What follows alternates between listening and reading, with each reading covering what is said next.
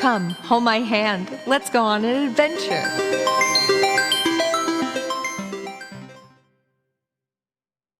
You also don't have to have your camera on if you don't want to, but it's very nice to see your face.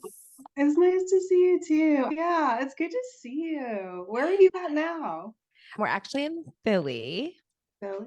Oh, Philadelphia. Yeah, we wound up going. My sister had a baby, I think I told you, yeah. when we were in Richmond. And so we came up here to see her. And then I wound up going to the doctors and they were like, you need to have some like blood transfusions. And so I was like, okay. So we had to stay up here a little bit longer instead of leaving.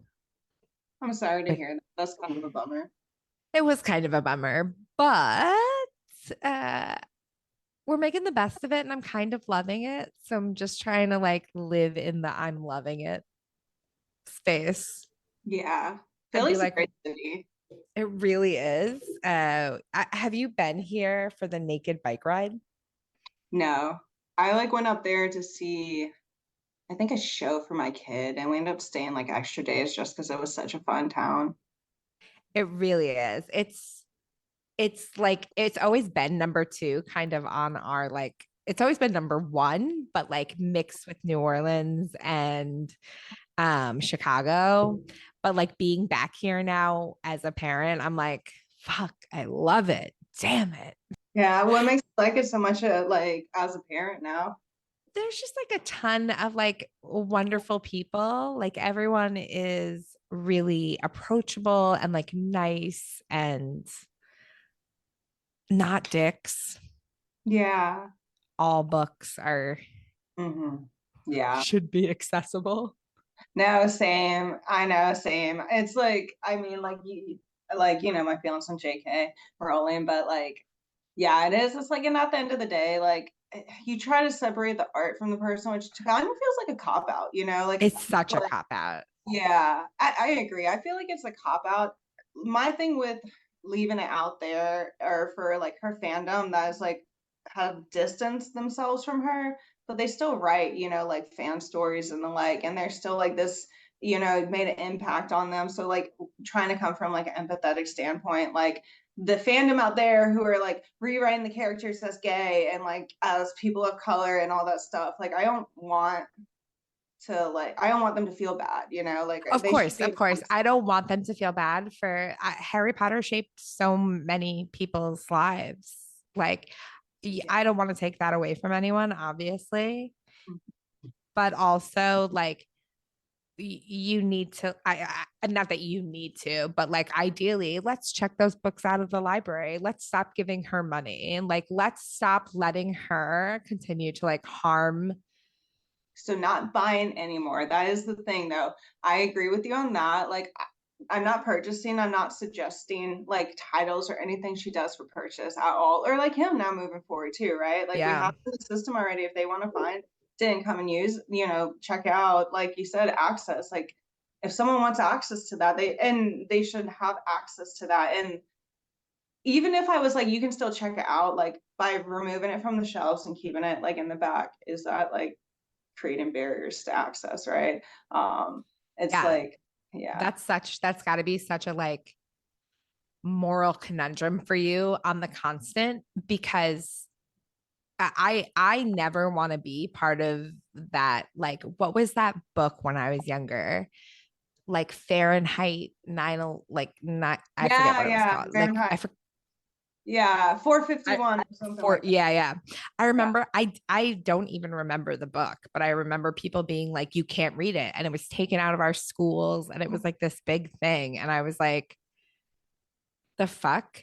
And like I never read it. And now even looking back, I'm like, I never fucking read that book because they took it away. And like, not to say that that's the same as Harry Potter at all. Yeah, yeah. But like I never want to be the person who says like you can't read Harry Potter because that bitch is a fucking but that bitch is a fucking She sucks. Like he she does suck. sucks. And yeah, like I think I would be very I was open and honest, and I think I can be very open and honest in how I feel about her. Like in library school, there's this balance of like, how do you remain neutral, but also like remaining neutral sometimes is choosing the path of the oppressor, right? So like, yeah, so it's like that's always like a balance trying to figure out where are you at with that. And like I will totally tell someone my opinion.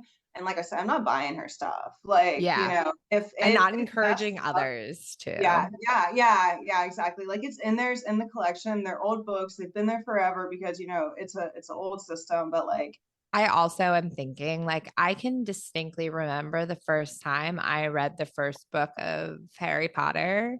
And like, now I'm thinking, like, I don't know if I want that for Poppy. yeah, Like, I'm yeah, remembering how I felt about it. I'm remembering like how Hermione had to sort of be this like embarrassed to be smart, embarrassed to have like to try and be pretty, to be friends with the boys, even though the boys are outcast. Like, just looking back, I'm seeing a lot of like yuck in it. yeah. I I don't feel like know. I read it with Ava when we were younger, right? Like this was before she started like really coming out. Because remember, Ava's a lot older now. They're like 15, but it was a good bonding moment. We enjoyed reading it together, right? Like you enjoy reading books with your kid, but with my future kids, will I read it with them? No. I think I would have to take a more critical eye to it and look at that because I think for the time period it was written in, that you kind of like that's how we experienced growing up, right? Like as Yeah. millennials, I totally get you. Like not wanting to expose your kid to that because like okay we're supposed to like change for the better for you, this is your future now, you don't have to experience like that negative misogynistic part of life that we grew Of up. life. Yeah. I was recently watching a thing on fuck. Do you remember that show with Tyra Banks? Like a Mm-hmm. modeling something. Oh, Yeah, probably America's Next Top Model.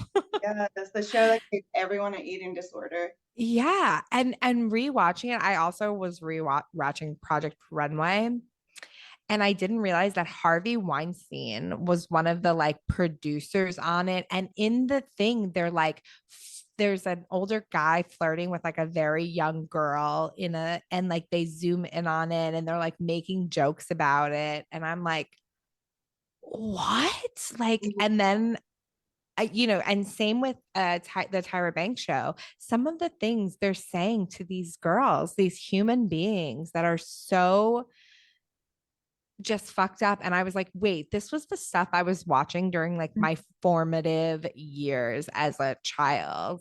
Like, this is absolutely wild. And I would take, like, I would fight someone before I let Poppy watch that. Oh, I agree. Like they were such that stuff was so toxic back in the day, right? Like I mean, you know, Avon's older and they're doing Empower RBA, which is like going around and pretty much educating kids about like safe relationships and like what is an abusive relationship, what isn't. And like sometimes the stuff like we talk about, you know, because like we're close, I'm honest with them, and like the things I'll show them from like when I was growing up and I was their age, they're just like, no wonder you're so traumatized, you know, like fun. Mm-hmm. Yeah, I was yeah, that thinking show was terrible. so bad. I was even thinking my one of my parents would say this like one thing that stuck out in my head about uh looking thinner or attempting to look thinner because I'm a bigger person, and how it was like everyone's judging you, everyone can see that you're fat and like they're judging you essentially, and like I literally like remembered hearing it, and now it like sits in the back of my head, just like this little like voice that's like, hey, remember, just remember, like suck in, just suck in every time anyone looks at you. And then you're like, wait, Yeah. that's called not breathing. Yeah. Oh my Ever. God. It's what's it called? You actually have it right. It's your lizard brain, your amygdala or something like that. Like Yeah. it's the part that takes in like the stimulus and it's like this is danger and like yeah, like how many kids, like millennial women were like, danger is not looking like Paris Hilton and like a toothpick. And like Yeah. I mean it's even hard, you know, and like getting out of headedness and then like Audrey too, like transitioning. There was times where like she would say things and I'd be like, I like spent so many years deprogramming from this. I can't be around this right now, right? Like we can't do this moving forward. It's out there and it's definitely saturated. I think though there's a lot, it's getting a lot better. I do have a lot of hope for kids nowadays. Same. There's a lot combating it. And I think a lot of it is us. I think a lot of it is us being like older millennials, being those older voices, not being the ones in our kids' ears going, you can't wear that. I can see your belly rolls, or like, don't read that because that has gay kids in it. I wouldn't care if you're gay, but you can't tell your friends or your family, like whatever it is, having us out there being like, fuck that. I am gay and I'm proud, or I am who I am, and who I am is changing, and like fuck you for judging me or not liking it or whatever, especially from the people you loved. And I think you and I for sure are some of those people who are sharing that safe place, giving that safe space to people, and like not letting them hear those things on the regular. So Yeah. hopefully the future generation will feel a little safer and more loved. Yeah, that's the goal, right? I mean, I Thingies crossed. there's a book I'm gonna read tomorrow for toddler time, and it's like different type of bellies in this little song, and it's like bellies with rolls, bellies are thin, bellies with fat and jiggle, and it's like in a positive way though. Like we do really do need to like make these words positive, not negative. Like I feel like language can change, right? And Yeah. our associations with these words can change too. I am just resonating with that because I have been really intentionally trying to say the child that I parent versus my child, Mm. because I think it and not to shame any other person for how they are, but it's years and years of ownership of this feeling that I have complete ownership. And because I have ownership, I control that autonomy or that person, or that, who they are. And so by changing my phrasing just about around that word, it is like helping change that mindset in giving Poppy her own ability to be herself and to not worry about making her parents happy or whomever, like that she can just be who she is. But it in those moments it reminds me, and I think it like helps. And so just by like changing like little phrases that you use all the time, how often do you say my partner, my wife, my kid, my whomever, by saying like, oh, the person that I get to parent with, or the person that I get to spend my life with. Like, I think it like takes a little bit of that ownership off of relationships and other people. And so that's something that I recently have been working on, is like changing those little like one or two sentence phrases that can really change like a full mindset. Yeah, it's person-centered language. Yeah. Yeah, I mean, yeah, that's exactly what you're describing. Yeah, you're putting the person first, and then your role within that, right? And I think that's really a really great way to remember, like you have your own autonomy in it, and this is your role in this Person's family unit life. Yeah. create. Yeah, with someone else, and I mean, yeah, you're parenting them, right? You're getting them ready to be their own person in the world one day.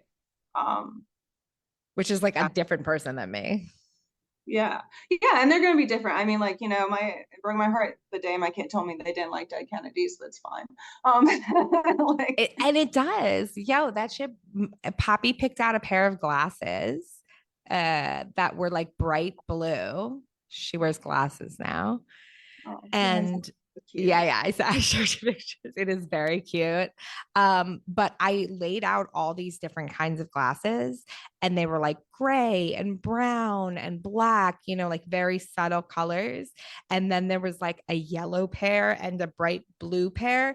And when I tell you, she picked up those bright blue pair, and no other pair of glasses were allowed to come near her face. And like, those are her glasses. And I remember in that moment being so upset. I was like, no, she is not going to wear bright blue glasses. That will not match anything. She can't wear those. And now I'm like, oh, those are just part of her face. But Yeah. I really had to like take a step back and be like, she is her own person. Like she's allowed to like her fucking glasses. But like it was something so small in like that moment to be like, no, I'm in control. I'm paying for these. And then I was like, whoa, whoa, whoa. Yeah. That is not the correct way to, or not the correct way, but it was like a very instinctual and like emotion driven response. Yeah, but I think like even with that, like, choosing, okay, like having like the like emotional intelligence to be like, oh, what am I doing right now? Like, is this like what I want to be doing? Like, is this my ethics? Is this how I want to show up for my kid? And I think the other side to that too is like, Poppy's gonna wear the glasses, right? Like, Poppy likes the glasses, and you don't have to like, sometimes like I watch parents struggle with kids, and it's just like trying to force something that they think is the expectation. It's like, dude, it's the baby and it's the library and it's an hour. Let the baby run around. It's fine. Oh my goodness, yes, yes. So welcome to Momatic Adventures. I'm your host, Effie McMorris, and I'm here with. Are you going by Mx.Frazzle? Yeah, I mean, you can call me that. Yeah, But I want to call you Maddie because you that's can how call I me met Maddie too. you. Yeah, Okay. Who is a librarian that I actually met on our travels and who I was a really big fan of. And so I wanted to bring you here so people can meet you and also become really big fans of you. I want you to tell us like who you are, and I want you to tell us your relationship to children in both like work capacity and life capacity, and actually whatever capacity you want to share. But like, who are you? I'm Maddie. I am a children's librarian. I go by Mx.Frazzled on Instagram just because I think like Mx.Frizzled, Miss Frizzle is really funny, right? But I'm frazzled 9 times out of 10, and the mixed part for being non-binary. So yeah, it's funny. I enjoy working at the library so much, and the kids I interact with. One of my favorite tweens came in today just to like say hi and give me a hug, and I was like, "Oh my god, you're almost taller than me, right?" But I didn't start working with kids. My background's in social work, and I worked with adults with disabilities, and got burnt out from the pandemic, and decided to switch to libraries because libraries were always a resource throughout my life that I was able to use even in my old job, and I just really like the idea of getting back to like things I loved, and libraries were one of them. And I ended up landing a job of driving the library to go with the old system I worked for. And through that, I just like interacted with the kids, and they're fun, they're just silly, goofy little things that just make my day so joyful. And from there, I kind of was like, okay, yeah, I could see myself like working with kids, and worked my way up to a children's librarian position. Outside of that, too, I have my own kid. They're non-binary, they're a teenager. I love them. They're such a great human being, and every day I just like am amazed by their ability to just like be themselves and like set boundaries for themselves and be like, this is what I need. And they're just like such a little go-getter. And I really appreciate like getting to watch them grow up from this tiny little baby to now this full-fledged almost adult who's like pretty much figured out what they want to do in life. And so yeah. I'm like full blown crying just because I love seeing you talk about your kid. Like every time you do, your face lights up and you're so proud. And the stories that I've heard, um, I mean, I can only imagine just from knowing you what type of parent you were. I didn't get to see you in those days of, those full blown parenting days. But you kill it with kids. You are so good with them. And I apologize for crying in your face. It's okay. That's really sweet, Abby. Um, but you are. You're I like do I do love them a lot. your kid is very cool. And then on top of it, the kids that you spend time with at the library are really cool. And getting that's how I was first introduced to you. I came to one of your story times for little itty bitties when we were visiting in Richmond.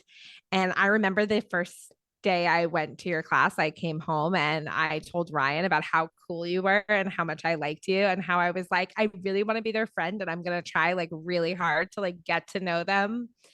And the fact that like we're even like still talking makes me so happy. And whew, Anyway, I didn't actually know that about you, that you had a different job before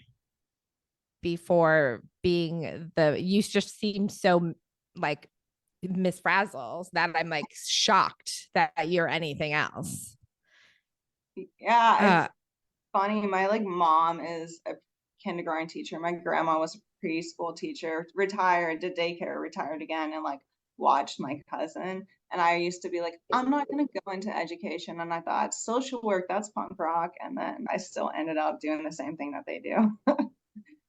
Sometimes when it's just like part of who you are, it just is part of who you are. Like you can fight it as much as you want. What is your like favorite thing about the kids that you get to do? Like, because you don't, I want to say you don't just do story time. Poppy and I have been to, oh my goodness, we checked the other day. Now we're at over 32, I think, libraries that we've been to. Oh, congrats. That's so exciting. Absolutely wild. I remember when we hit as many months as she was, and now I'm like, wait, we're in the 30s. Like, that's a lot of libraries for a How one and a old half year is old. she gonna be when you hit 100?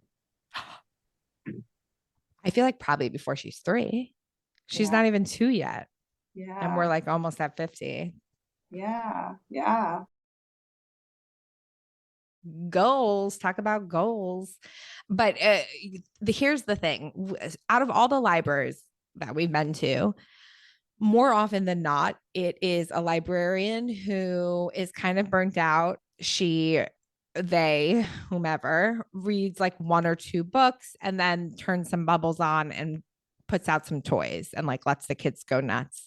You would bring like different activities and classes. And then, especially in the toddler time, there was that one where we put the foam in the plastic bags with the paint, and then you could like draw in the bag. That was like blah blah blah blah. um oh, what was the other one with the little curly cube pieces of paper?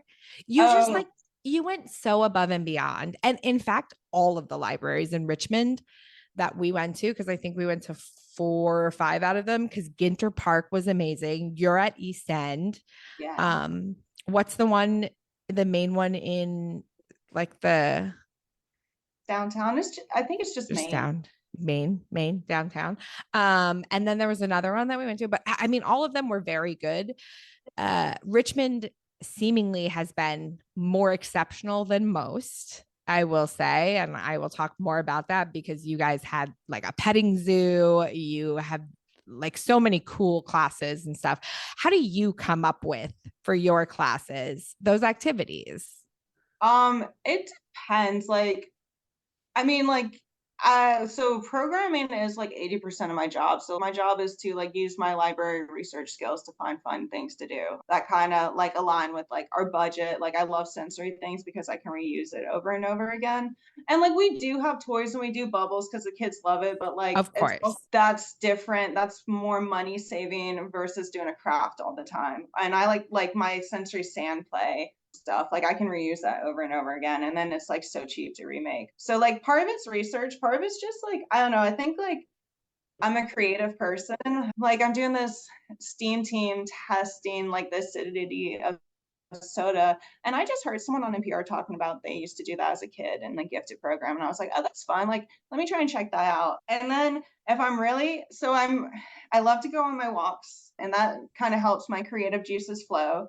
And if I'm really stuck, I'm not going to lie, like I use ChatGPT. My girlfriend got me into using it and she showed me how to use it as a tool. And I was like, it's going to take over the world. And I've gotten it 9 times out of 10. I'm just like, I'll run through the list and be like, I think I can come up with something better. But sometimes it will give like a really good recommendation. I'm like, oh, you know what? Let me dig into that further and then see like if this program has been done before and what that looks like. First of all, love that. I'm such a fan of using Chat T to do those things when you're in a creative slump, when you're sort of, because sometimes you just need to sort of talk things through and like get exactly that creative juices flowing. But so many people are terrified to use it because I think they're getting two aspects of it. One, it's going to take over the world, or two, they're just seeing all those people online who type in, create a course, blah, blah, blah, and then they sell it. And it's like fueling this evil money making scheme that's just like the new Avon or Yeah. Tupperware or whatever. I don't even know what they're all doing, just selling to sell. But when you actually use it, I did the other day, I had it set up my schedule so that I had editing time plugged into my weekly schedule so that I wasn't scheduling interviews when I needed to like also be editing for episodes, like, and I was shocked.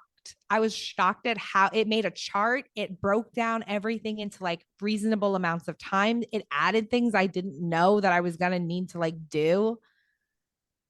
I like, so I completely agree with you. It's a tool, right? And as part of being in libraries, this is the other side to using that tool. Like being in libraries is information technology. Like being a part of libraries is like information literacy, information technology, right? Like how can we best use this? And like also teach kids like don't use it to write your paper. Like but you can use it as like a sounding board, right? And I work with people and I've spoken with people and they're like, it's gonna replace human creativity and just all this other like wild stuff. And I'm like, I don't know, I think it takes creativity to use it because you have to like reword things sometimes. And like it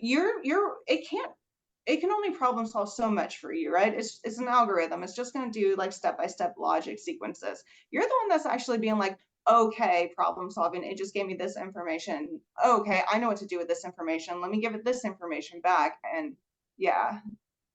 I think a big part of that is people are unable to grasp. And I will say, I made the mistake the other day when I was talking to a 7-year-old who asked me what it was. And I said, oh, it's like you type a question in and it knows everything. And Ryan came out of the bedroom and was like, it does not know everything. It knows what information you give it. Do not, because like he was like, you're just providing this narrative that like it knows everything, that AI is going to be like, and he was like, it doesn't, it knows what you tell it. And like drafting prompts is an art form in and of itself. Exactly what you said, creating the word flow to get what you want out of it, I think is so, you have to be so specific. You can't just type in cat playing piano, organ, like you can, but it's just going to jumble things up. Like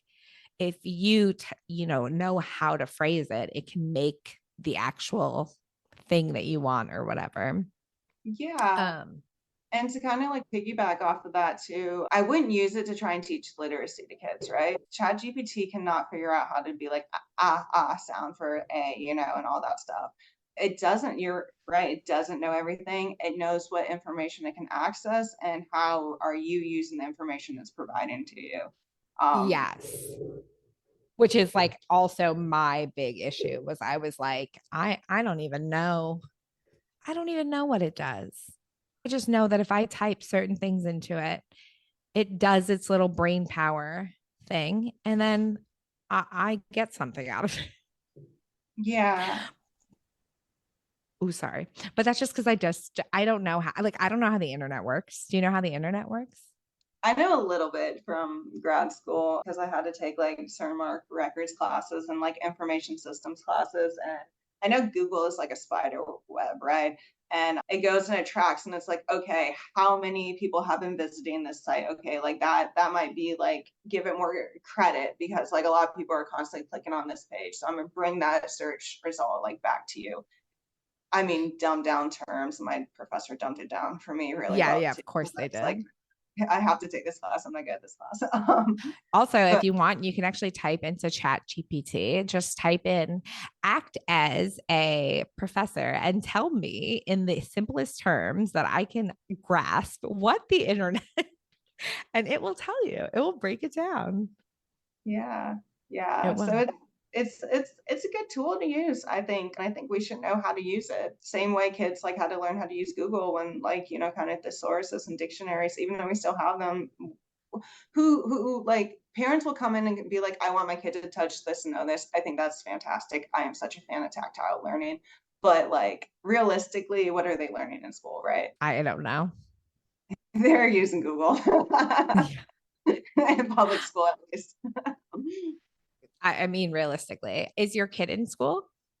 Yeah, so they're in a public school, but they're in a specialty school. It's called Open High in Richmond, and it's really sweet. It's a small school. It's community centered. Like they get to the entire school gets to leave the campus for lunch. They go out and do different things. They have to do a certain number of volunteer hours, and it's a lot of AP classes. So they're trying to do early college academy or no, early college acceptance academy where pretty much their junior and senior year, they would take all AP classes, which would give them credits that would kind of like almost equate out to like an associate's degree. Wow. All before they are out of high school? Yeah, they're a type A highly motivated kid. They want to be a Wow. lawyer. They want to be a lawyer and they also like explore fashion. That's their two passions is like advocating. They do youth justice, which is a great program in Richmond where instead of kids going through the court system, they go to actual jury of their peers, other kids. It's in like a really chill, mellow spot, like in the community. It's not like in the scary courtroom, and they just kind of like talk through what happened and then the jury of their peers like recommends like sentencing and it's minor things like I brought weed to school or like I like hit my neighbor's mailbox with a baseball bat because I'm a teen and I'm stupid. Yeah, um, yeah, but this is such a great way to like get them involved in the community and like I love this. I feel like I didn't even know things like that existed. So that is really, really cool. they're trying really hard to the school to prison pipeline like most kids when they get their first offenses it's in school, right? And then from there it like creates a lot of barriers, so it's like trying to like get these kids like out of that like cycle sometimes. Yeah. Unfortunately, has existed for a long time in a city like Richmond, but is doing a lot better. I love to hear that. And that you and your family are like trying to make positive differences and help, and like that you've instilled that in your child, in Oh, the child that you parent. I know. I need to get used to saying I'm going to steal that now, the child that I parent, because Yeah. what I parent. But also, I don't want to take away, like, I don't know. I Oh, still say my kid, but like, yeah, that's just a stupid effieism. Are we calling them that now? While I was in Richmond, one of the things that I was blown away by was the public services. So all of that stuff that Richmond offers through the public school. So you guys had, what was it called? It was like a Comic-Con convention. Yeah, the main library does an annual Comic Con, which is something all library systems do, but it's a free con. And then this year, oh my gosh, Effie, this kid showed up in like a legit Chainsaw Man outfit. It was like it was so realistic. And they started last year and it was kind of more so of a create your own costume like area that was used, but this year like so many people showed up in a costume like ready to go in cosplay. So and it's free. Everything you can do there is free and open to the public. And there were like stormtroopers and like Yeah. different people dressed as different Jedis and stuff, which is like a Star Wars girly. I thought that was very cool. Yeah, I hope you were able to visit the Belmont branch. The library, the children's librarian there, she does like Ashoka, is that her name? Cosplay, and that's how like, we got that connection. Is she's like part of this Star Wars cosplay group in Richmond. Is she the she has red hair? Yeah, over Yeah. near Carytown. Yeah, yeah. I was like, I think we did go to that one. I think we only got to go there once, maybe twice, because I think they had a story time at a branch that was closer than whatever. One of the other things that we did while we were there that was really big was the tiny farm. Yeah. How do you guys like get involved in things like that? Like how do you find out or get a farm to bring their animal? Like how did those things sort of work? So that was part of the summer reading program, which is like most library systems will do this, trying to combat like, all the stuff like kids lose during the summer and work in partnership with the school. So like read every day for 15 minutes. That's all you got to do to kind of retain these skills. And then we're rewarding them, right, for the behavior. There's prizes. They are creating a love of the library. That's the other side of it. So like we get together as a team and we try and figure out who can we work with, what's our budget, what's the theme, because it was like adventures at your library was kind of the theme, and put that all together so people can create like a memorable experience with the library and know like it is part of the community. Please come back, create this loving relationship, come and see us, no matter what stage in life you are. Are you a kid? Are you a little baby going to baby time? And are you an adult? So yeah, we had Teeny Tiny Farms come, which is an organization that is like the higher ups in the children's department found. But I enjoyed it. It was so cute. I guess they work with a lot of people. I think we found out about it through like a partnership.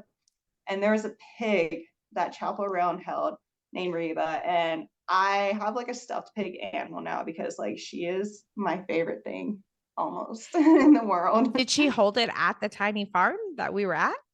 No, she held it at her show on Browns Island. They had like, so from what they told me, and I've seen this picture on her Instagram, the people who like bought the like early tickets and got to have the VIP is what I'm looking for. The VIP tickets were supposed to get this tiny farm thing because one of my friends, they took her out paddleboarding on the river, and then part of the VIP experience, I guess, with her management was the tiny farms, and she straight up was like, it's too hot and I don't want these animals stressed out. So I'm going to love on them, but then just take them and go. So she totally just advocated, I mean, it's hot out there. I went to that show and it was really, really hot that day.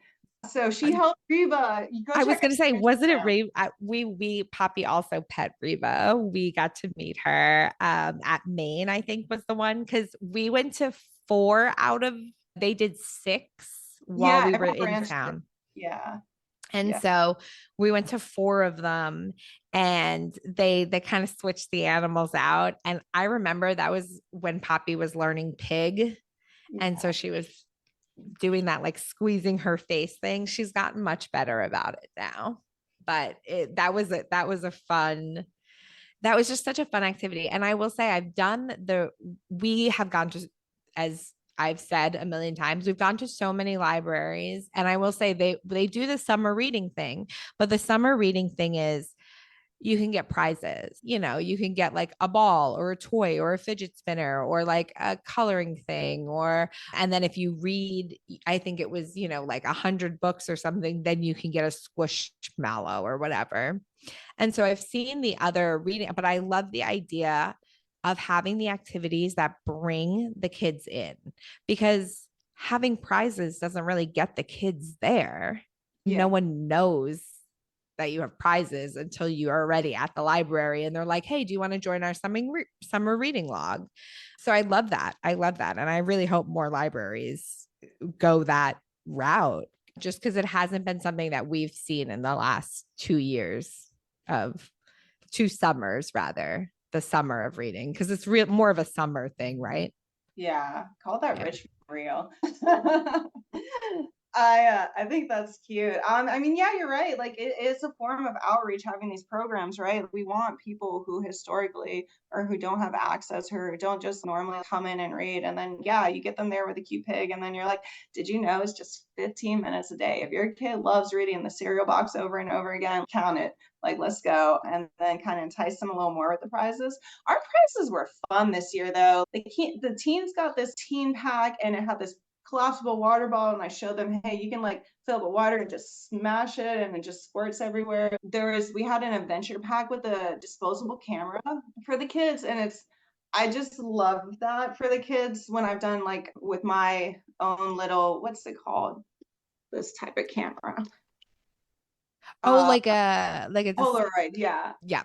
Whenever I do that, the kids are just so funny. They're like, they'll take a picture of the sound and they'll be like, oh no, I need to do it again. And I'm like, limited film, baby. And so the fact that the kids were getting these things that they could play with and play with in a way that inspires imagination, I think was really, really cool. But yeah, it's a team effort. So that was my first summer reading with Richmond, and I was just kind of learning a lot during that time. I will say it was a huge team effort, and a lot of the people who've been there for a while and the youth services team really just like bust their ass to make it happen. What was her name? Beth. Yeah, Beth. She's like the head of youth services, right? Yeah. She's dope. She was very cool. I want to bottle up that or like get a little bit of info that I can like share to other libraries because I just really feel like that aspect is missing, especially from some of these other cities that we've been to that seemingly have a lot of money. You were using straws and paper, ripped up paper and water and vinegar to create reactions and show Poppy this really, really cool thing. And I remember we were in Nashville and we walked into one of the story times, and the lady is walking around with a mic pack and a tiny little like Britney Spears microphone. And she's got like a laser pointer and a big screen comes down. And I mean, just the amount of like money and not to say like audacity, but like audacity, like that's what you're spending this money on. Like Yeah. this money that can go to these kids is like being spent on this. And she had a bubble machine that like moved around. I just want everybody to know that Maddie would take bubbles out of a gallon size bubble thing, like the little like you know how you hold the straw with a little circle at the end, not straw, what's it called, stick, like a stick with a Yeah. circle at the end. The Maddie one. would hold that in a wand, that is the word, you're right, in front of a fan, in front of a fan to get bubbles to blow for kids.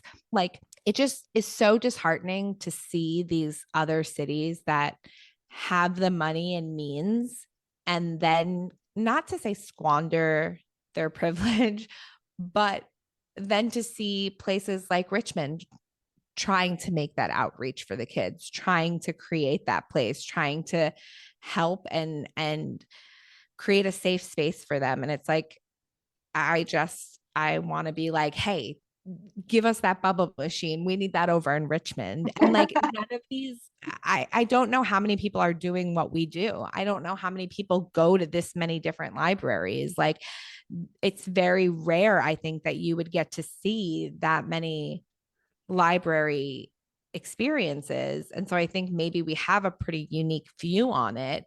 And I see so like New Orleans and Richmond, I think were two of the places that I saw the people put the love into the classes or the story times. The effort was there. It wasn't about all the toys that you had. It was about sharing, connecting, like adventuring, like love, reading, whatever. In a lot of other cities that seem to be a little bit more affluent, they are about this like show. I mean, I remember this one library too in New Jersey did something very similar, and they had a projection, and on the projection was like a person singing all the songs and dancing and moving and this and that. And so the whole time Poppy was just watching TV.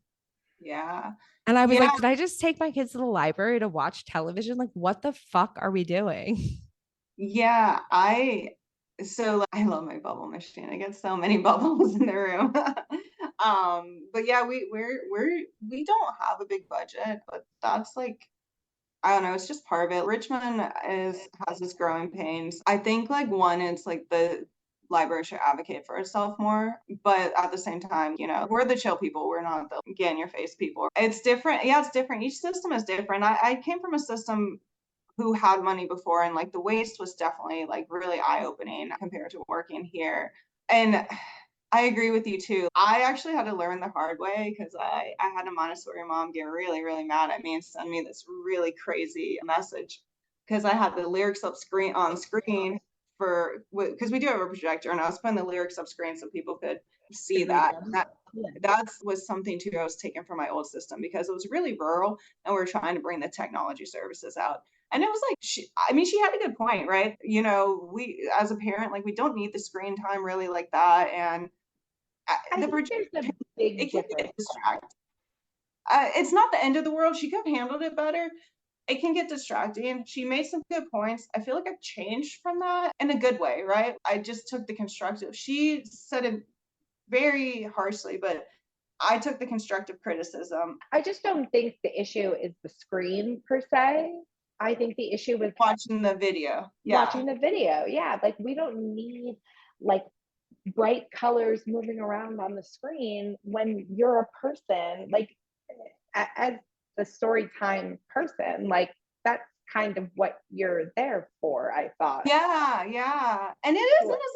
It's kind of a cop out, right? There's so many times I practice these songs all week and then I get in front of people and I'm like, oh crap, what's the lyrics? You know, and I remember you writing them down on those big pieces of paper and taping them to the wall. And I'm now looking back at that and thinking, was that you trying to remedy a screen, or is this like back in the day?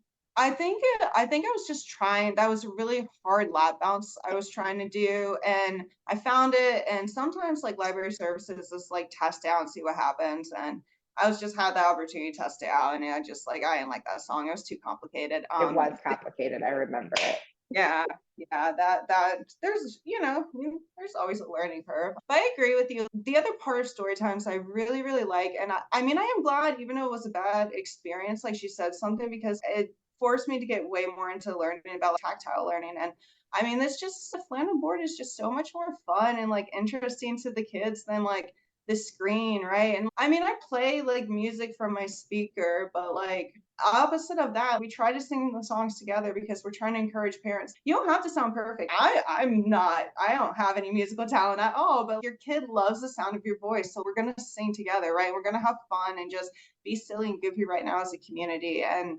I appreciate the constructive criticism from that, because I think libraries at the core of it, we're trying to teach literacy and we're trying to teach bonding. How is teaching bonding when you're just teaching to play a video again, right? We want you to sit with your child in your lap and read the book and put the screens away and just have that moment of this is us and this is my kid and this is a loving moment. And you do bond over reading. I bonded with my kid over reading. I mean, This Is Not My Hat was a banger in my house. So I think the other side to being in children's services and doing story time, yeah, you can use tech to help, but you can't rely on it because that's not teaching what you actually need to come for literacy. Yeah, and I think that's really where I get saddened when I see that, because that's kind of how I feel. I'm like, really, that's a cop out. That's such a for you to turn the television on and just I could have done that at home. Also, it doesn't build community. But like there have certainly been situations where I have noticed that like there's a level of embarrassment. There's a level of fear, not even fear, but like exactly that. Like I'm afraid my kid's not going to like my voice, or that I can't hit that note like Chapel Roan, or I can't I don't know, because how often Poppy and I watch like signing television, and because of the signing television, the words are a little bit different.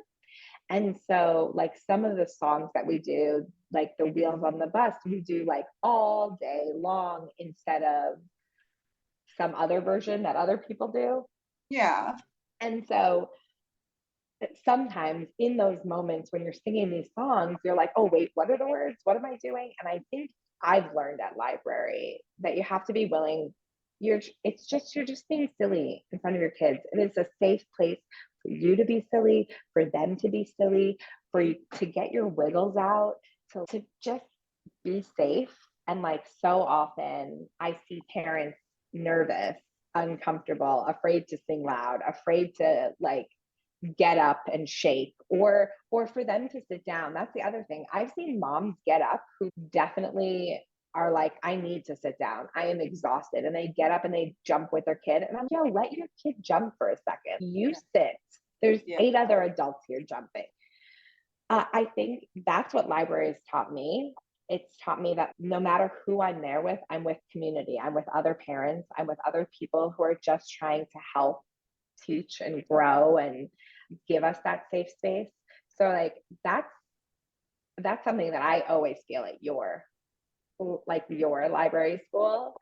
So if anybody is in the Richmond area listening to this, highly recommend going to East End or any of the libraries. Yeah, any of them work.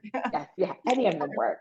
What's your biggest, I'm so proud of this moment from your, time since being in Richmond and at the library? I feel like this summer was a big one for you, but so I'm going to answer it two ways. One is just the little things, the relationships you build, right, with people. I mean, I met you and we have a friendship now. My tween that came in earlier and just got a sip of water, wanted to say hi and gave me like a side hug. That was so sweet of them. yeah, that would make my day if someone just came in to say hi to me. I'm like, oh my God, stop. So it's just like stuff like that. But also, so it's such a bummer. I have this consistent group going. Of course, now that you're gone, you gotta come back and visit. Where the moms are just like, they're bonding, right? Sometimes I just need to get out the house, and I'm gonna go crazy if I don't get out the house. And I can go to story time and get out the house, and then look, they're entertained, and look, they're making friends, right?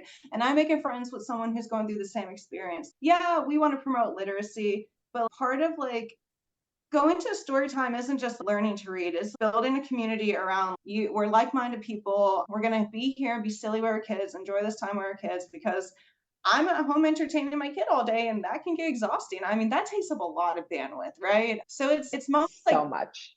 yeah.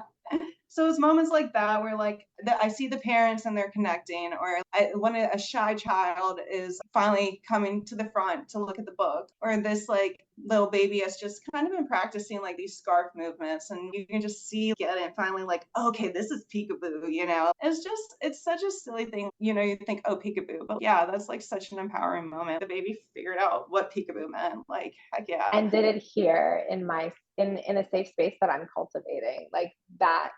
Yeah, every time Poppy has like a aha moment or a moment where she's proud, I'm proud, where one of us starts randomly clapping, usually her, it's because I'm like, oh my goodness, I'm so grateful that I got to be here to facilitate this, and so I can't imagine that constant creating that safe space. And I will also say, I think maybe 85 to 90% of the people that I meet in every city is at the library. I'm even here in Philadelphia now, where we have friends. I went to the library the first day we were here in the neighborhood that we were in, and made 2 friends, and we're going to get drinks like this weekend.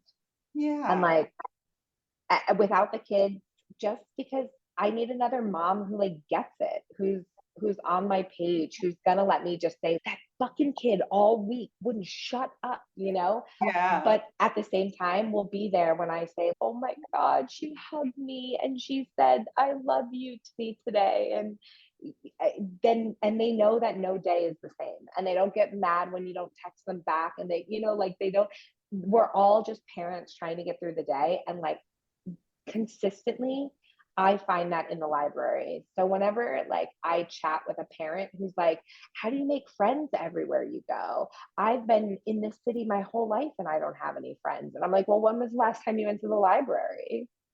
Yeah. Like, on the real, when was the last time you took your kid to the library? Because I bet you'll leave with friends. I mean, the whole stereotype of libraries being these shush places is so outdated and not real. They are community centers now. And I think they really are an important tool, especially post pandemic. I feel like so many people got away from the concept of community, right? And we do need community as human beings. Reading is a way to share community, and it's amazing and special. But at the end of the day, like having it, like you said, a safe space that's open, accessible to everyone, no matter what, no matter who you are, to come together and be like, oh, we both share in common that we're exhausted because I love my baby and they're so cute, but they won't stop being like chick chick chick, Yeah. or whatever. Or I had to listen to their favorite song 5 times in a row and I think I'm going crazy. Like, yeah, having someone that you can relate to helps you have a better quality of life. And that's the point of having a community space, is going and meeting people in your community. I also can think of the times that like I went to library school because I needed to look at my phone. I needed to look at my phone and I needed someone else to entertain her. That I needed, and never ever, that was the other thing that we get asked fairly often. They're like, well, you don't have a library card everywhere you go. How do they let you just come in? And I was like, when have you ever gone to a library and they're checking cards at the door? It's not a driver's license. Like, it's a safe community space for everyone. We just don't take books out. Yeah. And Yeah. like, we do our best not to take away from the permanent members of the community, but not one single time has Poppy or I been asked to leave a library because we don't live in the town No, or permanently live in the town.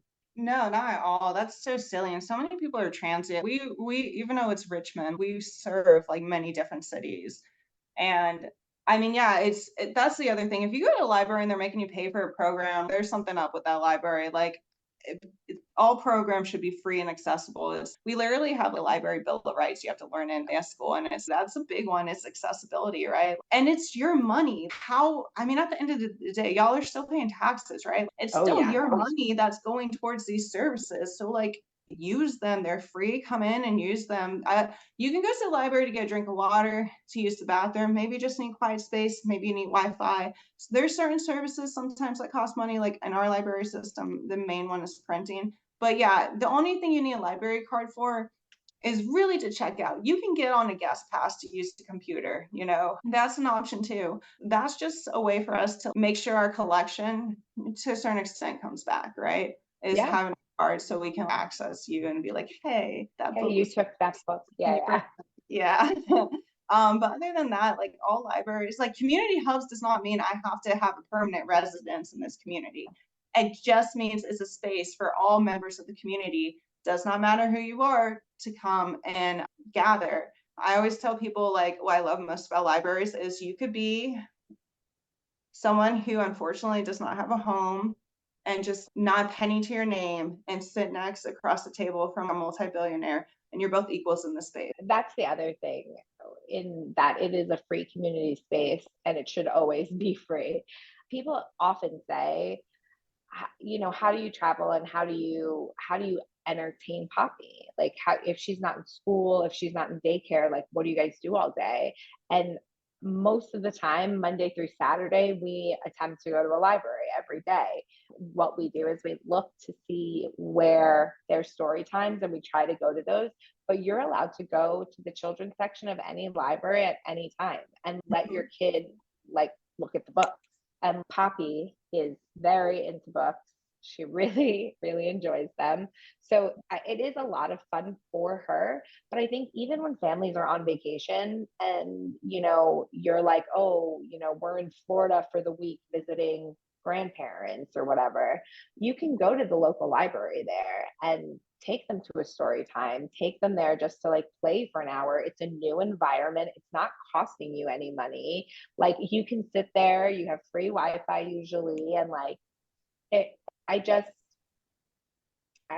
my thought is I think that people have sort of exactly done like that shush about the library is they're shushing about it outside the library too, is that they're like not talking about it and they're not letting people know, hey, I went to this great activity at the library. Oh, have you checked out the local library? Oh, have you seen the kids section over at Ginter Park? Oh, have you seen the what's it called on Main? There's like a great anime collection. I think we need to also tell our neighbors that the library is still there because I feel like people forgot. I mean, we do a lot of outreach trying to communicate to people that we're here and this is what we have, and I think that's just kind of part of it. But yeah, I mean, you make so many great points. We all have a children's section. We have toys because toys is part of like imagination and learning. I want you to play with the toys. I want you to pick up the books and use the books because then you're experiencing a great moment, right? There's like that. To me, reading a book, even if it's don't push the button and you're reading it like 5 times in a row, I think is better than, okay, well, we're going to play this game on the screen real quick, right? And it is free. And then it's good for us because then we scan that book and be like, it was touched. It doesn't have to be checked out for circulation numbers. I didn't know that.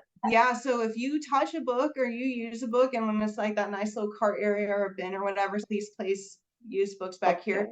We actually track how the books are being used. And if you're picking it up and, then I'm keeping it in the collection because it's being used. Bro, yeah. You just blew my mind. I purposely so let me tell you, I put sticky notes sometimes where Poppy takes books out because I'm like, oh, I do not want anyone to have to clean up after me. I will put the book back where I got it from and not put it on the cart just so that I don't create quote unquote work for somebody. But now that I know that it will benefit that book staying in circulation longer, like I for sure am putting it on the cart. Done. Yeah, yeah. And I mean, we do wear many hats, like, but yeah, like we do want to track circulation numbers. We do want to track the use of these resources. These are community resources. We're just like taking care of these resources. So I want to keep track of what does the community like, you know, what is like popular that kids are reading over and over again. So I know, okay, if this gets all messed up to the point I can't use it anymore, I can replace it and buy a new one. Or let me look into other things similar to this because it's, you know, this is obviously an interest. So yeah, doing that like helps. I don't know like how other systems like workflows works, but like for us, it's super easy just to track like, hey, so these were the books that were touched today in a different way. So when I go in and I assess numbers and I weed, I can like look at that and be like, okay, this book's being used. That's so cool. I did not know that. And I feel like that is so freaking interesting to me. I might love libraries. Just listening even to like the admin portion of libraries, I'm like, oh my God, that's so cool. I know that you and I had also talked about when I was there, but Poppy's doing the 1,000 books before kindergarten through a company called Beansprout, I think. We had signed up at Beanstack. Mm-hmm. It's Beanstack is a platform that you can track it with, but 1,000 books before kindergarten, I think is actually like its own little thing. Yeah, 1,000 books before kindergarten, I think was it's one of the things that we make sure to like register every day. I'm just trying to look and see what it's at right now. Ooh, 298. Oh, go off. 2 books from 300. That's exciting. And we don't register all of them because sometimes we read the exact same book 100 times and I just can't type it in. I'm like, what am I gonna do? Come on, we get it. You know this book. What's something that's coming up at the library before the end of the year or in the next year that you like want people to know about? The thing I'm trying to really get kids interested in is our STEAM programs where we do like, it's once a month and we do a lot of fun experiments. I showed them how to make elephant toothpaste, which is actually really easy to make. And the kids just always are like, oh my gosh, like, you know, so we're trying to do that. We're trying to do the hour of code coming up. So kids kind of have, you know, the gamification of like coding, right? It's like still a skill. Coding is such a thing that do you remember as a millennial kid, do you remember when we had our MySpaces and we had to learn HTML and like, where did that go? I know, right? Like, why is all that I know like N heart semicolon? I know, why can't I go on Python and make it like do stuff for me? Yeah, so it's like we're trying to really, I think I'm going to backtrack that a little bit. We want the kids to know we have these activities in Richmond. I think there's a lot of kids that just like are bored and they go on and get into trouble. So I think just promoting that we have actually really fun things to do. Watching like the elephant toothpaste foam up and fizz over, and then they touch it and they're like, oh my God, it's hot. And I'm like, that's the chemical reaction. Call me Bill Nye. I want them to know we have these fun programs that is going to be entertaining. They're going to get tricked into learning stuff. Versus the library is just this like boring place. I said that I just have to go to check out books and read and do my homework. Yeah. And I think starting them there, at least, like I said, creating that relationship, there's fun things too. And now that I've caught your interest, now that you really like this, guess what? We have a science book. Yeah. Guess what? You're interested in science now. Gotcha. Yeah, that's like a lot of the stuff where we have coming up that if you check out our calendar, it's really easy. It's rvalibrary.org, and you can just look at the calendar of events and search by branches. But we have a lot of STEAM stuff and sensory play stuff at all the branches. And especially at our branch, we're trying to really get the tweens and teens in to kind of play, have fun like science play. Yeah, I definitely feel like every single library that I've been to, I think their biggest issue is usually teens and tweens. And when I say issue, I just mean that they're getting the adults, they're getting a decent amount of the littler kids, but it's almost near, single digit percentages of people coming in are the teens and tweens. And I think they're in that stage where they're trying to rebel, or exactly that, they don't think there's anything fun at the library. And I'm like, bruh, there's like science experiments. I remember you were showing, oh no, we went to one of the other branches and they did those rocks with little dinosaurs in them. And so it was like dinosaur egg hunting. And then you get these vinegar droppers and you'd have to like architect your dinosaur out of the rocks. And it was so friggin' cool. And all I could think was like, I am a 35-year-old adult and I am having so much fun that I like literally was pushing Poppy away. I was like, I'm doing this. Like, let me enjoy this. And all I could think, yeah, poor Poppy, really. Like, Mom, I just want to play. But it was so much of just like, I all I could think was like, what kids need to know about this? Like, I wish I knew about it when I was younger. Do you have any advice for how we get more kids?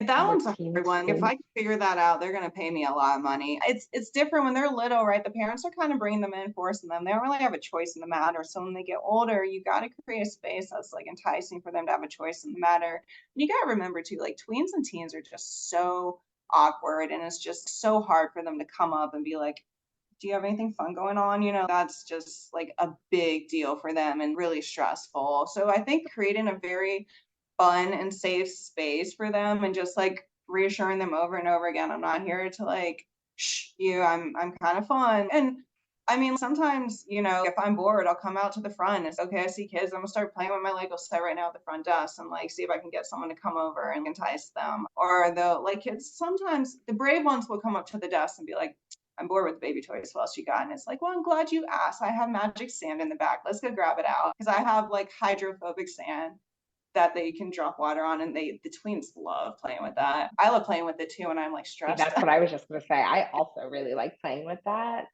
I think you hopefully have to this. Yeah. I think this is going to be how we get teens and tweens into the library. Anybody listening, if you know a teen or tween, tell them. I also think, okay, what if I'm a kid? I'm like 12 years old. I just got out of school. My mom said I don't have to be home till 4:30. I have an hour and a half. I want to play with my friends, but it's really hot out. As a kid, do you think they could be like, hey, let's go play at the library, let's go hang out at the library? Oh yeah, we have a group of kids who are like regulars who do come in. It's just like we want to reach like more people, right? And they do, and they come all this time. They want to play on the computer, but also they love art programs. And I mean, I had a bunch come in one Saturday, and I was like, I don't have anything going on, and I'm bored, and we're slow. So like we just went to the meeting room and did like art. I think you gotta just be approachable to someone that age, and doing that's kind of still being goofy, like don't be cool. Like they won't come up to you if they think you're too cool, right? But like if you're kind of like a little bit of a goofball, all right, I can hang with that. I think finding what's their interest, right? Talking to them. And when they come in and they like will actually talk to you, like, what's your interest? What do you want to see? Our teen librarian is so great. A lot of the teens were coming in to play computer games. So like she has a Switch and they play Smash, and they can't beat her. They try really hard to beat her, but they can't beat her. Nicole's a beast. I can't beat her. I wish that I could play Smash with my librarian. That would be so cool. Yeah, so it's just, what do you want? And that's the thing too with tweens and teens. Like, we want to empower you, right? We're not here to be your parent or to boss you around or be, you have to do study and do this, this, and this, and this. I just want you to build a relationship with the library. And I kind of think part of that is like becoming in your own autonomy. Like, I have time after school is too hot to go play outside.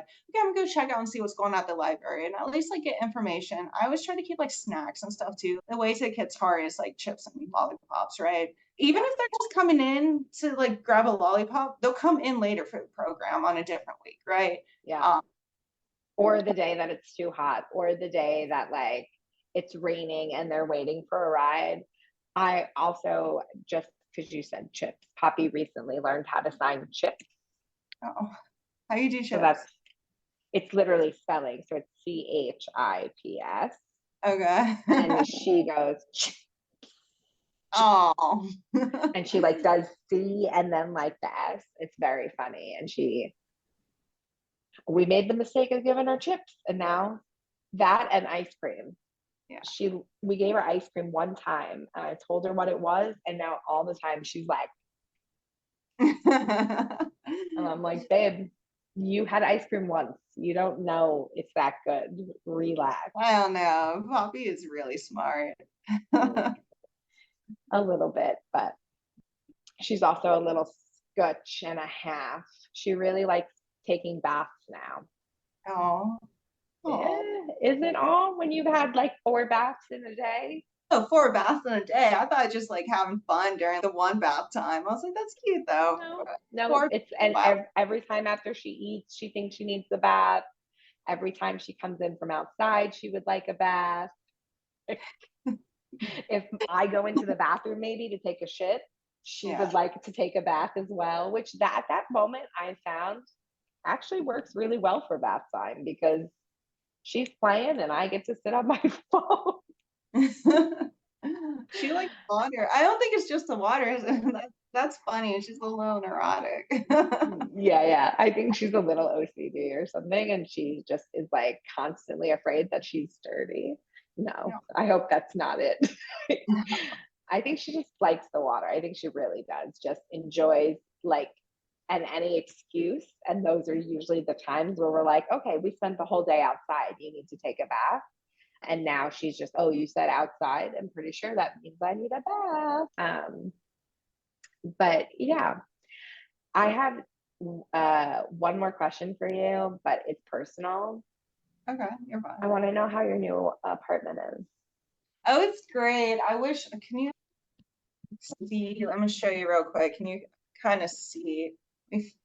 I can kind of see the city behind you in your Yeah. window, but like barely. Yeah, I see the city line. Yeah. So it's great. I like it a lot. It's just like a way better space for my family and I. And so I love to be at the river, right? Like that's my special interest outside libraries, as I love like conservation and like native plants and just like I mean I'm also adrenaline.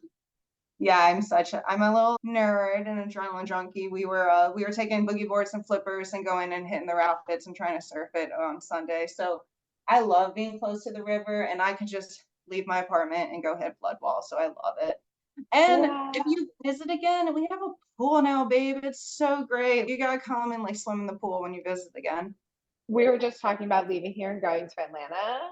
So I feel like Richmond's on the way. We could probably do a night or two in Richmond. I don't know. Yeah. We will. I want to. Now that we have family in Richmond, we have a reason to come. At the end of every episode, though, I let the person ask me a question. Do you have any questions for me? I would say when I first met you, you're just so fascinating. You're the only person I know that's like wasn't in library school that goes and visits libraries when they travel, right? And the whole concept of teaching Poppy sign language as it's such a great like way to introduce literacy and concepts. What do you do? Like, how do you keep yourself motivated to do that? Because I mean, you have to be at it consistently all the time, and I know from when I was a parent, it's just like, oh God damn it, we're gonna push the button again, and that took a lot of bandwidth. So how do you like stick with it so I can kind of encourage parents who are like, well, they kind of get it, but they don't have that immediate gratification.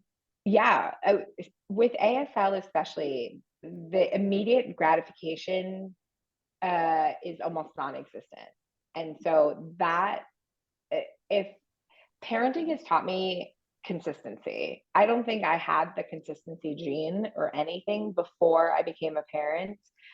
But when I decided to teach her sign, I was talking to a wall. I genuinely was signing at someone who didn't understand and couldn't sign back. But now she's had, like I just said, she's had ice cream once. And because she liked it so much, she remembered the sign. And here we are a month later, and she can still sign that.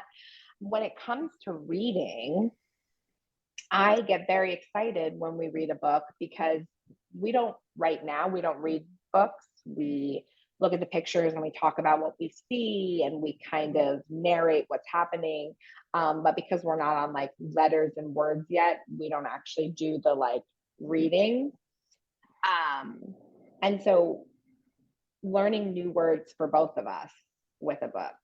So even though we've read this book 100 times, we never learned how to say squirrel. And now we're going to learn how to say squirrel. And so the next time we read that book, we now know dog and cat and squirrel. Oh, but now we're going to learn grass. And that, so like I have to learn because I don't know ASL either. So that's been my biggest thing is like every day trying to learn one word, trying to learn a word when she's learning. That's like my best way to do it. And then continuing to do it. I also use an app called Lingvano, and it's like a game. It's like Duolingo, but for sign language. It's amazing. I play it all the time on my phone. Yeah. I have recommended it to so many people. It is a paid app though, which people are like, I don't want to pay for it. And that's totally fine. But it was important for me to have that. It has a dictionary in it so I can type words in as well and be like, oh, I don't know how to say this word. Let's look it up together. But like we just learned wombat, which is like this, like you're, with 3 fingers, like you're digging with little wombat feet, because we were reading a book with wombats. And when in my life would I ever need to learn how to sign the word wombat? Never. But because of a book, I did. And now I don't know if I'll ever forget it. I don't know if she'll ever forget it. And it's like literally just that. Like we're learning together every day, and it doesn't have to be like we're reading a book. I need to know how to sign every single word here. Like you don't. It's, oh, look, there's a bird. Remember, this is how you sign bird. Oh, okay, cool. And then move on. I think that's the big thing. People think that they need to be able to sign everything they're saying, and they don't. It's like a gesture, getting the point across sort of way of communicating. And like, it's difficult and it's hard, but I think it's worth it. And I fucking learned ASL now. Like, it's cool to also say that I learned it. Like, yeah, it's cool that she learned it, but it's also very cool that I learned. Yeah, I think like I love your answers so much because it's libraries want to instill lifelong learning, right? And lifelong learning is good for everyone involved. And you're learning, so it's fun and exciting. Poppy's learning and getting all this great information in her like new, fresh little brain. And I think it's such a beautiful answer. Oh, thank you. I also like that you said that you thought I was cool. You said that, right? Didn't you say that you thought I was cool? No, I did. I did think you were cool. I think you mentioned earlier, like you went home and you talked about like meeting me, and I did. Oh, this yeah. I went home to my girlfriend and I was like, babe, I've never met this before in my life. It's just so crazy cool. They're signing, the baby's telling me like read the book with the chick over and over again. It's so cute. And then you have this like shirt on. I think it said like pothead and it was like a little coffee cup. And I was like, oh, yes, that's fun. yeah. I can think of that exact shirt because I think it's very funny. I don't drink coffee, but I am a pothead. So the shirt is even funnier to me. Yeah. But it gets so many people to come up to me. I've had moms come up to me at the library, like older moms, and put their arms around me and be like, your shirt is so funny. And I'm like, is it that funny? But yeah, I went home and I talked about you, and I'm happy to know that you went home and talked about me and that we both kind of instantly felt that connection. I also was very embarrassed of Poppy that day.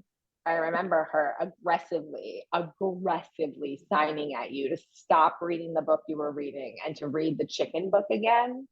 And I was like, whoa.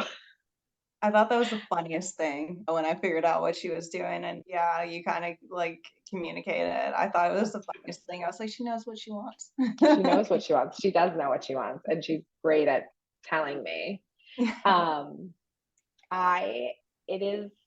It is my bedtime. But if there's anything that you want the world to know, this is your chance to tell the world. If it's Just for support the Chapel, local library. Roan, and you and Reba to get together, let the world know.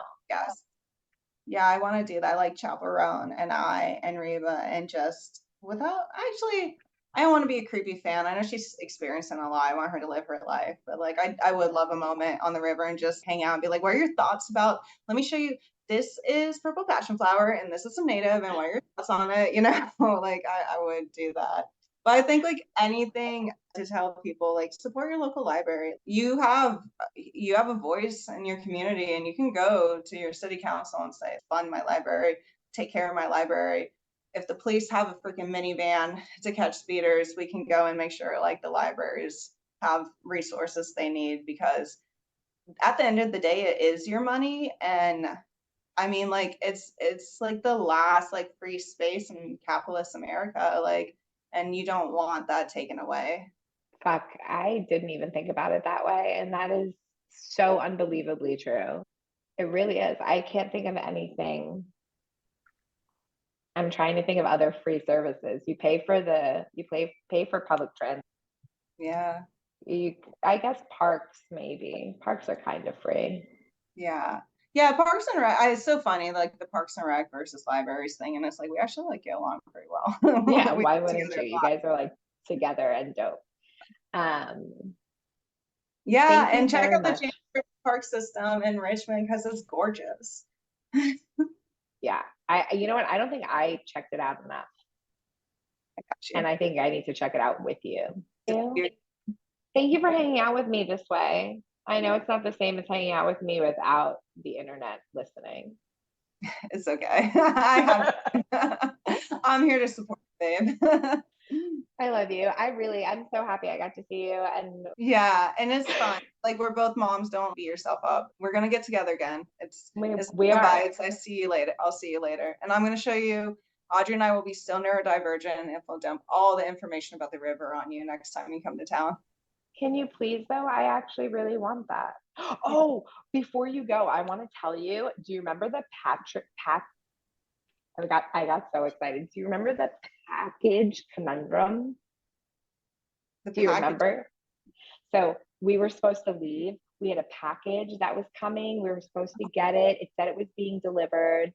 Then it got delivered, but the people at the main office said that they didn't get it, and they sent it back to the post office. And then I went to the post office and I asked a bunch of people, and I drove to another post office. And then your girlfriend told me that she technically works for the post office, and I was like, can you find my package? And she was like, no. We got the package back to its original sender with half of the contents. What? That's wild. Yeah, she can't help you. She does international, not domestic. But like yeah. What? Yeah. There is an issue of people stealing packages in Richmond. But that's wild that they just abandoned it. Like, how? But we got it back. It wound up back to the original sender, but they just took out half of the stuff that was inside of it. That's so crazy. I just want to know what was your thought? Yeah. That's insane. Yeah. What? Anyway. Yeah. I just wanted you to know that I did get the package back, kind of. That's insane. I'm gonna tell Audrey that after. Yeah, that's what I was thinking. If you don't mind just passing that on. I gotcha.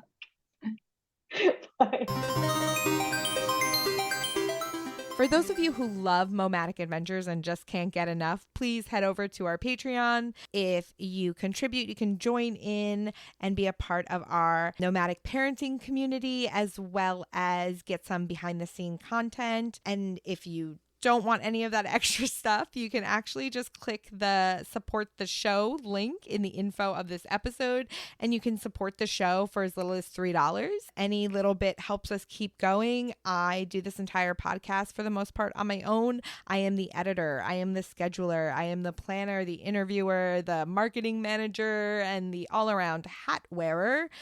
And truly, any support helps. And if you support us this week, next week, we will give you a shout out, a thank you directly to you on the episode, just, saying thanks so much for supporting us. And if you're like, hey, I would love to support, but I don't really have the money, or I don't want to give my money to you guys, that's totally cool too. There are so many other ways to support. You can head to Instagram, Threads, YouTube, all the social medias. We're under Momatic Adventure Pod. If you have an idea for the show, if you think you know somebody who would be a great guest, or if you just have a question or want to talk to me, you can send me a text. The info for that is also in the info of this episode. So there's links there for you to support the show, to text us, to follow our socials, blah, blah, blah, blah, blah. Come, hold my hand. Let's go on an adventure.